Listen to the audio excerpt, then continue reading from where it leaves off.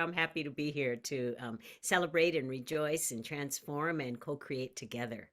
So, today, what I want to talk to you about is veritable adventuring in oneness. And that is about discovering my authentic self, or our authentic self, or your authentic self. So, I understand that this month, part of your theme, or the theme this month, is consciously creating. And so it really, I love the way spirit works because David called me last night and got going on things and how spirit came together. What was in my heart and mind, what came up and through and as me fits completely with consciously creating, because I know that I think you've been talking about having an intentional phrase, as well as I think Karen Drucker maybe shared about life's adventures.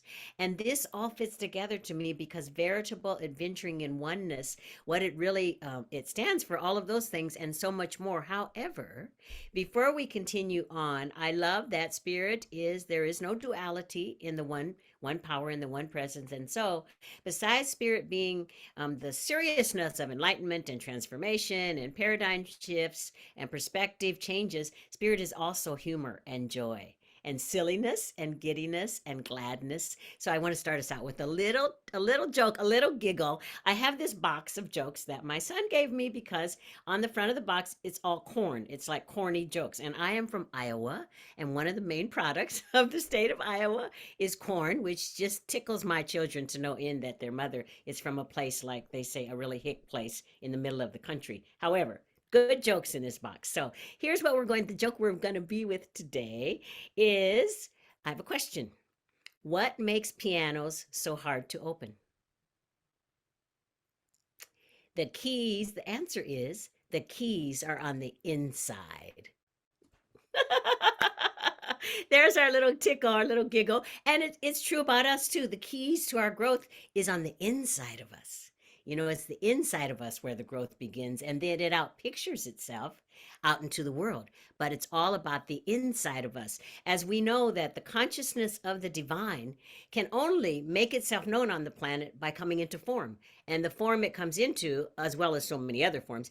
So one sort of form it comes into is the form that each one of us is. I mean, it comes into all sorts of other form too, mountains and oceans and grains of sand and trees and fish and all sorts of other things. However, we are one of the main forms of the consciousness of the divine bringing itself into form, so that all the paradigm shifts and the changes and transformation that happens on the planet, part of it happens directly through you and me and all the rest of us.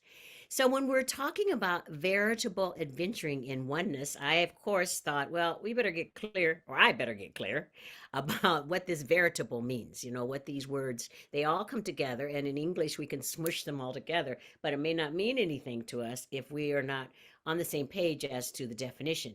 So I looked up veritable, and veritable is genuine, unquestionable, reliable, trustworthy, and my favorite one, indubitable, which is what veritable stands for. So when we're thinking about veritable adventuring in oneness, what is this? You're probably thinking, well, Reverend Verona, what is this adventuring in oneness?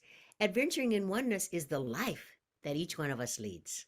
Adventuring in oneness is exactly what we all step into each morning when we open our eyes. And adventuring in oneness is what we all chose before we came, before we incarnated here at this time, because of course, not of course, but I'm just going to say, we all chose to come at this time. And one of the things I love about that is, for times such as these, we have all come. We are the ones. I don't know who said this. It's a wonderful quote. We are the ones that we've been looking for. We are the ones that get to shift the planet. We are the ones that get to, I love the readings because I've been thinking about this for the last 2 days. We are the ones that get to be the love, share the love, express the love that is back of all things, and also the love that really can heal all things. You know, we're going through, I believe, a tumultuous time on the planet just now. And each one of us came in our own limitless container of love, or bring our own infinite container of love for the healing of the planet, for the healing of the different ethnicities and races and genders and all sorts of things like that, to bring us back into the oneness from whence we came, because we are all part of the oneness. We are all the microcosms of the macrocosm of the divine. We are all steeped in the oneness of spirit. So I'd like to share a story with you about someone who I've read about and you probably know about too. It's about Richard Branson. And Richard Branson, as we all know, he's Mr. Virgin Group. That's what I call him. He has Virgin Atlantic, he has Virgin America, his airline, Virgin Galactic, his rocket ships, Virgin Records, all sorts of Virgin companies in his conglomerate. And he also owns an island in the Caribbean. However, I didn't really know much about Richard Branson until he came in my mind and I was researching him. Well, Richard Branson is dyslexic, for starters, okay? Second thing, he was a high school dropout. He left high school at age 15. And then he went on to have the knocks and bumps and whatever challenges he went through, challenges which equate to lessons, because in our life, challenges are an opportunity for the lessons that we have come here to learn. That when, like, for me, Verona, when I said, okay, spirit, I'm ready to go to the next realm. Okay, I'll take this lesson, I'll take this lesson, I'll take this lesson. And this is just the joyous way in which I describe it, that the thing itself said to me, okay, they're going to show up as challenges, some of them. So here you go, my beloved. And just know that I am with you always. I am always a part of what is happening. So I use Richard Branson. And then, of course, he made this big conglomerate, which we all know, the Virgin Group, which we've all heard. I'm sure every one of us has heard something about it. And some of the things that he did was he opened up to his dyslexia, and he opened up to his gifts and talents, and he opened up to those things that are maybe not his strong suit, that don't come first to him. So in his company, he is known for delegating tasks. That's one of the things that's a very, very, not pivotal, but it's just a point of his company, that he's known for delegating tasks. And he's also known for focusing on his gifts. And some of his gifts, like one of them we know, is creativity. I mean, who would think of all the things that he thinks of for all of his companies, as well as business strategy. That's one of his gifts. That's one of, when we get here, or it is our opportunity to surrender to our talents and gifts when we serve the planet. We each get an opportunity to surrender to our talents and gifts and the things that we came to bring. Because what I came to bring, David did not come to bring. What I came to bring, Denise did not come to bring. We all came to bring something specific. So I use the story of, or I just like the story of Richard Branson, because that's what he does too. He's bringing his gifts. So you might be thinking, okay, so what does that have to do with adventuring in oneness, veritable adventuring in oneness? Well, where it flows into for me is the endeavoring sequence of oneness. Now, this is something that Spirit shot into my head in the middle of the night. And oftentimes I get messages from Spirit in the middle of the night. So I've learned, don't be upset. No need to get up and roam around your bedroom. Just turn on the light, put on your glasses, get your journal, write it down. So this showed up in that time frame, and it showed up as the endeavoring sequence of oneness. And I thought, so what could that possibly be? And then it came through for me that there is one principle producing innumerable forms and activities. And we all can agree on that. One principle, one power, one presence, the unity of the divine. So what really came through then for me, and it really fit with this Richard Branson, this little tidbit of information about Richard Branson that I've shared, is the first principle that we can use in endeavoring in the sequence of oneness is vulnerability. We get to be vulnerable, and vulnerability is choice, it's dominion, and it's honesty with ourselves. Just think about that. Vulnerability, choice, dominion, and honesty with ourselves. And a lot of times we might shirk vulnerability or hide from it, because in our humanness, I am going to use the I words, the I messages. I might think, what will others think of me if I allow myself to be vulnerable? And then a story came to me from the Bible.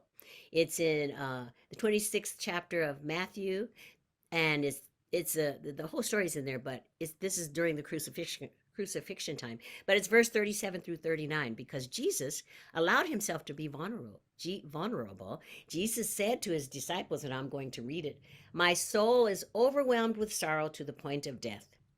Is it possible to have this cup taken from me?" Which he was just saying, like, I don't want to be the one.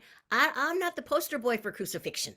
I don't want to, I'm not the one who wants to do this. And he was really being quite vulnerable in it. And then, of course, he finished that out by saying, "Yet not as I will, but as you will," because now he's speaking to the Father within him, the Father Mother principle within him, the divine itself.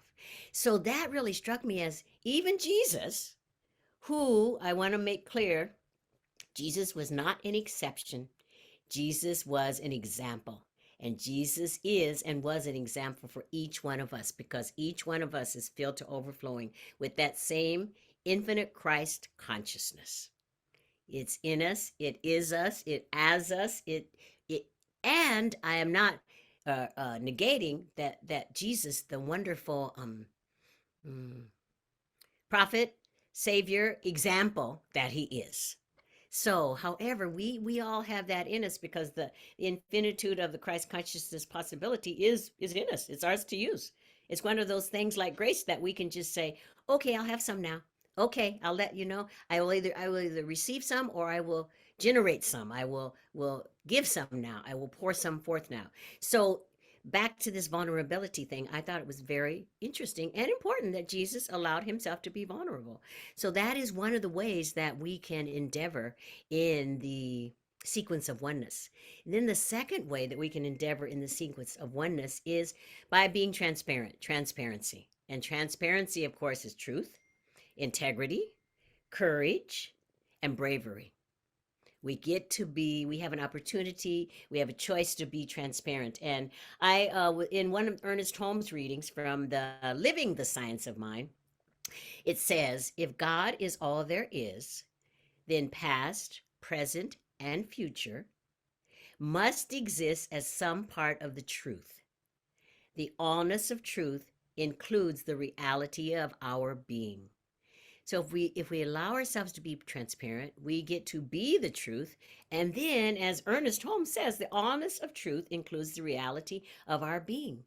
So that's another way that we get to endeavor in the oneness. We get to be a part of the oneness. We get to endeavor in the oneness in what I'm calling the sequence of oneness. It doesn't really need to be a sequence. However, I like that visual, the sequence of oneness, as we kind of go bloop, bloop, bloop, bloop, bloop, bloop, one thing after the other.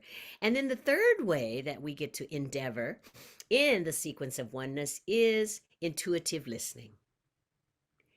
And intuitive listening, of course, is clarity.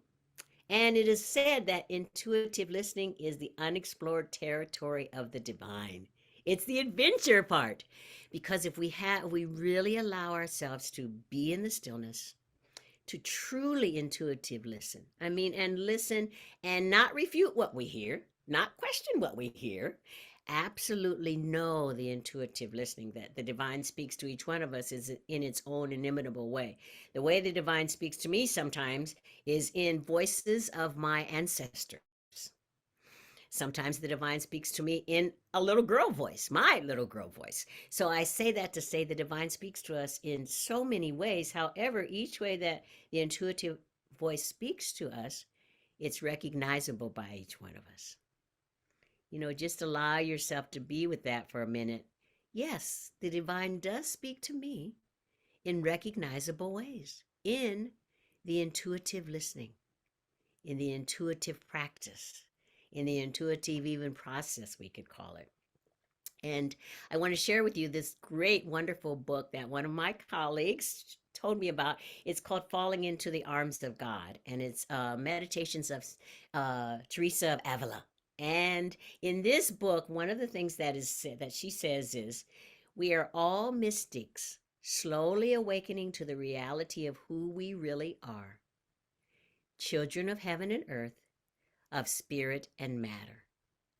So if we allow ourselves to know that we are mystics and we are children of heaven and earth and spirit and matter, then we can have this inner conversation with the divine with ease and effortlessness, with fluidity and flexibility as we allow ourselves to listen. So those three things, vulnerability, transparency, and intuitive listening. So that is what gets us in the groove, so to speak, maybe in the lane of endeavoring in the sequence of oneness. And then you're probably thinking, so how do I get it going? Come on, Reverend Verona. Okay, I get it, I understand it, I accept it. So what is the activation? What flips the switch? And what showed up for me for what flips the switch, so to speak, is things that we do all the time that we're also very good at. And the first thing is prayer. We're also good at prayer, and prayer is really communion with spirit. And one of the prayers that really activates this oneness with spirit is if we have agenda-less prayer. That is to say, prayer that has no agenda is just, here I am, the divine one, or here I am, spirit. Here I am, God. Here I am, Allah. Here I am, Buddha. Here I am, Jehovah Jireh. Here I am, Jesus the Christ. Here I am. I'm praying. I'm ready for this agendaless prayer conversation and just communion in the oneness. And of course, we all know prayer works. It does. There's no way around it, beside it, inside out it. Prayer works. Now, the thing about prayer working is I have learned it may not work exactly the way I decide it's going to work or the way I expected it to work, or it sometimes doesn't work in the time frame that I might put out there. However, this is something that I learned from my grandmother, Verona, who I am named after. It may not happen when you want it to, but it always happens on time. And I don't know if that's a biblical thing. Maybe that's just something that she said, that grandma said. However, that's the thing about prayer. Prayer is communion with spirit. And then another way we can activate this adventuring sequence in oneness is to have a focus. And when we have that focus, we can like enmesh our openness to vulnerability and transparency and intuitive listening, because we can focus on those things. I hope you get what I'm saying, that we can really, and focusing takes commitment. We all know that. And not just with our eyeballs and our gorgeous eyeglasses, but really focusing and committing to ourselves that I am focusing. I have a wonderful colleague, Reverend Eunice Chalfont, and she often says, ruthless. We get to be ruthless with our commitments, ruthlessly committing to ourselves, which leaves no space or little nooks or crannies for backing out, letting yourself zone out on streaming, giving yourself an opportunity to, I don't know, overindulge in whatever, over exercise, over whatever. Like I just use that because that could happen to me because I love exercise. But if we give ourselves an opportunity to seriously and steadfastly and with tenacity focus on the commitment to ourselves, the results are innumerable and miraculous. And then the other way another activation way, or another activation tool, is acceptance. And the acceptance is if we allow ourselves to have a perspective shift. If we allow ourselves to shift a little and call it all good. Call it all good, no matter what it is. Call it all good. So I want to share with you how this is happening how it's happened in my life. Because for me, when I'm listening to someone, I think, oh, I love all this. Oh, yeah, this is wonderful. Oh, yeah, this is the juiciness of it all. I can just sink my teeth into it. However, how is it happening in the life of the person who is bringing it to me? So briefly, I want to tell you, a few years ago, we had a fundraiser at Agape Bay Area where Reverend Dr. Michael Beckwith came. And it was the fundraiser, because he came and we were expecting such a large crowd, which we did get. We had it someplace other than our own spiritual center, a spiritual center that could hold up to 1,000 people. And so I volunteered to be the person who did the negotiations between the place we rented and our spiritual center. So I did all this. I signed the contract. The day came, and the fundraiser started, and we had music. It was a celebration. It was a celebration and rejoicing. So we had music and we had people reading things. And when Dr. Beckwith got up to speak, the person who was my contact there at this venue, they came to me and said, Reverend Verona, what you signed on the contract, you did a bunch of other things, the singing and the praying and the this, that, and the other. You have 15 minutes left. And I said, what? They said, yeah, you have 15 minutes left. In that moment, yes, and Reverend Michael had just started. Like he was maybe 5 minutes into what he was going to say. Yeah. So exactly. So, however, really when I look back on it, one of the things I did immediately was that communion with spirit in prayer. I immediately went to prayer, like, okay, Spirit, I know you have the answer here and it's coming through me. So I'm open, shoot it through me right here and right now. However, I also allowed myself to be vulnerable. Sorry about that. I allowed myself to be vulnerable. I allowed myself to be transparent. I've allowed myself to know, okay, you signed the contract. You were so excited you didn't read it correctly or whatever. And there are no mistakes in spirit. There are no it's just a mistake. It's a chance to have another take in life. And I was transparent with it because then I went to Reverend Joan, the senior minister, and said, Reverend Joan, Reverend Michael has like 7 more minutes maybe. And I also allowed myself to listen to the intuitive voice. I allowed myself to listen to whatever Spirit was saying to me. And what Spirit was saying to me was just those things: transparent, vulnerable, and listen. And so I went and I relayed the message to Reverend Joan, and I got to relay the message to Reverend Michael. And here's what happened. It all turned out, of course, Spirit knows what Spirit's doing. It all turned out wonderfully. Reverend Michael just announced, well, we're finished. We're gonna need to finish my talk now because there was some confusion or there was some misunderstanding about the timing for the rental of this facility. He said, however, I'd be happy to go out into the foyer, the lobby, and sign every book. He had a book, I think it was Life Visioning, sign every book and have a one-on-one conversation with each person. And he did that for another hour.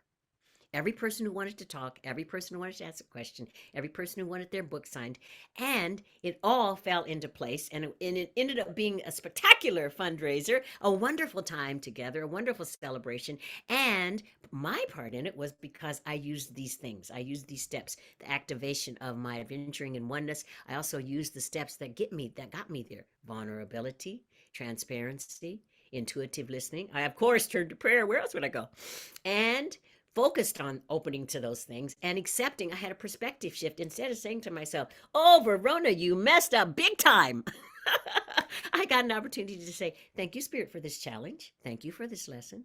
Thank you for this learning. Okay, here we go. And here's where I go with it next. So I'd just like to ask you today, um, in Saint Teresa of Avila book, one of the things she says is that we are being given the opportunity to enter into this unity of God if we only soften our hearts and cease questioning God's infinite ways.